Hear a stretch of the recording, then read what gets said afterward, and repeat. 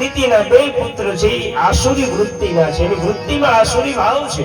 બીજાનું લઈ લેવું, બીજાનું પડી લેવું, બીજાને દુઃખ આપવું, બીજાને હેરાન કરવા, પરેશાન કરવા, આ વૃત્તિ છે એ આસુરી ભાવ છે. આ દીતીના દીકરાના ભાવ.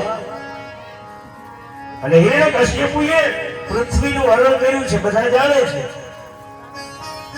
આ પૃથ્વીને બાપુ પાતાળમાં હિરણ્યકશ્યપુ હિરણાક્ષ લઈ ગયો છે. હા, હિરણ્યકશ્યપુ ને હિરણાક્ષ એક રાશિ વાળા ને થોડુંક આગુ પાછું થાય, હમું તમે કરી લેજો, કઈ થાય તો.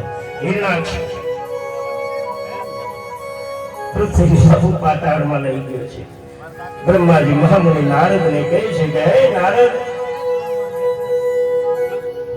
આ પૃથ્વીને છોડાવવા માટે થઈ, હિરણાક્ષના ત્રાસથી જગતને મુક્ત કરવા માટે થઈ અને વિષ્ણુ ભગવાને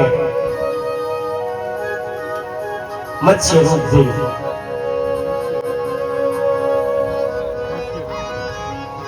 એને વારાહનું રૂપ ધારણ કર્યું અને વારાહનું રૂપ ધારણ કરી અને પૃથ્વીને છોડાવીને પાછી લાવ્યા, હિરણાક્ષનો નાશ કર્યો. આ હિરણાક્ષનો જે નાશ થઈને હિરણ્યકશ્યપુના મનની અંદર એક વેર બંધાઈ ગયું. વિષ્ણુએ મારા ભાઈને માર્યો, મારે વિષ્ણુએ વેર બાંધવો, વિષ્ણુને જીતવો, વિષ્ણુને હરાવવો, એને દુઃખ આપવું, મારવું. પણ ભગવાનને માણસમાં કઈ ઘેર તો હોતો છે ને કે નહીં હોય? આ અહીંયા વિચાર્યું નથી. એણે કીધું હું બ્રહ્માજીની કઠોર તપસ્યા ધારણ કરીશ, બ્રહ્માને પ્રસન્ન કરી પેલા અજર અને અમરતાનું વરદાન પ્રાપ્ત કરીને પછી મારે મારા ભાઈનું બદલું લેવું વિષ્ણુ સાથે. અને હિરણ્યકશ્યપુએ પછી કઠોર તપસ્યા કરી છે. આપણે ભાગવત વધારે સાંભળ્યું, બધાને ખબર હોય, એમાં નૃસિંહની કથા હોય ને એટલે આ કથા બધાને બિલકુલ જાણીતી હોય છે. કઠિન તપસ્યા કરી બ્રહ્માજીની, ફક્ત એક અંગૂઠા ઉપર ઉભા રહીને 10,000 વર્ષ સુધી તપસ્યા કરી અને ત્યારે બ્રહ્મદેવ પ્રસન્ન થયા અને પ્રસન્ન થઈ અને હિરણ્યકશ્યપુને કીધું કે માય તારે જોતું હોય તને વરદાન આપું. હિરણ્યકશ્યપુએ કીધું કે મને એક કામ કરો, મને અજર અમર બનાવી દો. બ્રહ્માજી કીધું ભાઈ એ પોતાની બાયનું છે તો પૂછે છે.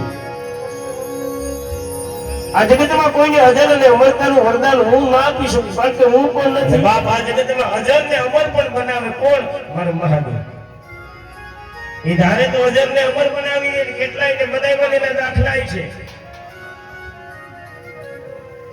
किया नंदी ने जावन में कठिन तप काल के डर से, कठिन तप काल के डर से बनाया खास गण अपना, बनाया खास गण अपना अमर कर तो ये शाहु सदाशिव सर्ववरदाता दिगंबर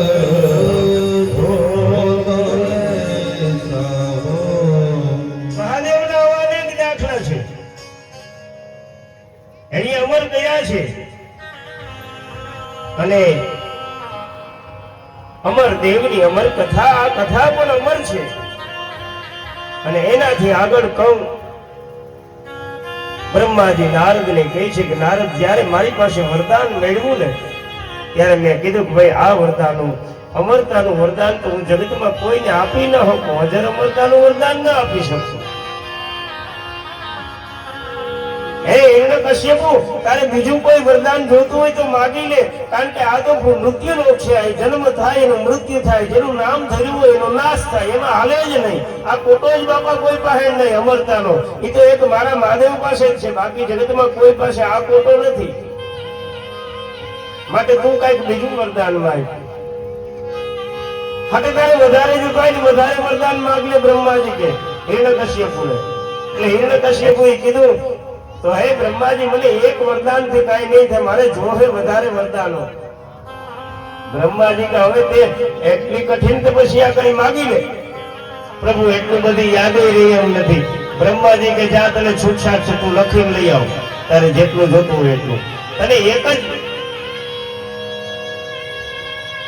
આખી ચીઠી બનાવી દે, હું સાઈન કરી દઈ, બસ તારે જોતું હોય એ માંગી દે. અને પછી બધાને ખબર છે હિરણ્યકશ્યપુએ એક ચીઠી બનાવી હતી.